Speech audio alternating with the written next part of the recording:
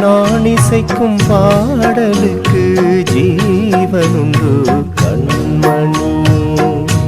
பாடலெல்லாம் ஏடெடுத்து நான் தொடுத்த பொன்மணி.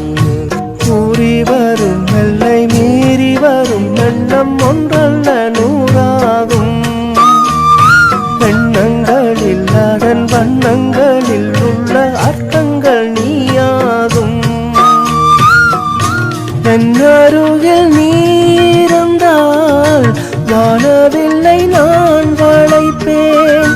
கற்பனையில் நான் மிதந்து வெண்ணிலவில் கால் பதிப்பேன். தேன் என்று நான் சொல்லும் காலம் இசை தேவதை நீ தந்த தானம் பொன்